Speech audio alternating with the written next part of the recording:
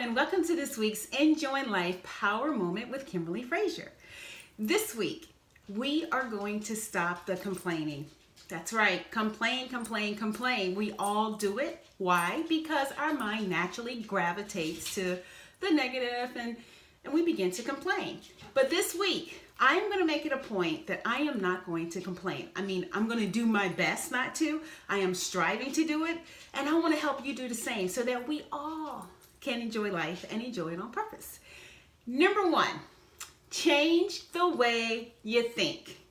I know that's easier said than done because, as I said, it's very hard for us as humans to change our way of thinking as far as thinking negative or seeing the bad and everything.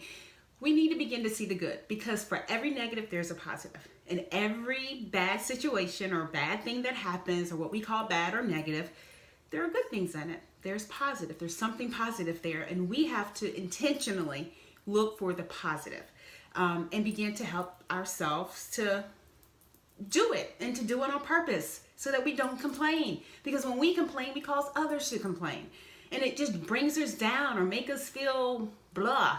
And I don't want us to feel that way. I want us to focus on the good, because when you keep your mind on the good, that's when the complaining stops. Number two, be the change. Yes, you be the change. Your friend calls you up, they're complaining about this, they're complaining about that, complaining about their husband, their wife, their children, their job. Remind them of the good. You be the change. You know what? There are many who would love to have your job, and you're complaining. Help them begin to think about that. There are so many parents that have lost their children, and you're complaining about your child, the one that you prayed for and wanted, and now you're complaining. Remind them of the good things, remind them, help them to shift their way of thinking so that they can begin to change, begin to stop the complaining. People would love to have your husband or your wife. There are so many lonely people out there. You know what? I made it a point that I'm not going to complain. That's what you tell them. I'm not going to complain this week, and I'm going to help you do the same. If you're a good friend, you'll do that. You could be in a crowd of people. You can be at work around coworkers, and they're complaining about the boss, complaining about the pay. You speak up and say, at least we got a job. At least we got a paycheck. It could be worse, or just simply be quiet. Silence sometimes can be very loud, which will cause people to take notice and maybe help them shift their way of thinking.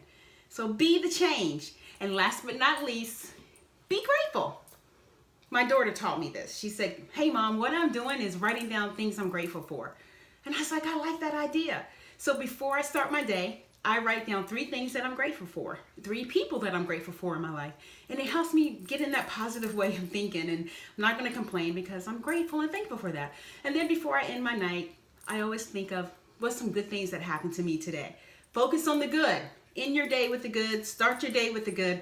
And that will help you to begin to stop the complaining. So this week, we are not complaining.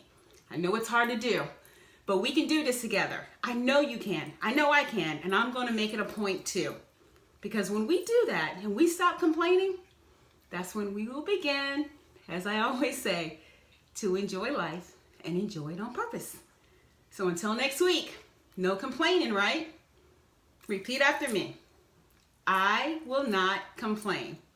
One more time. I will not complain. Tell yourself that every time you want to complain. All right? So until next week, no complaining. Have a great week. Bye.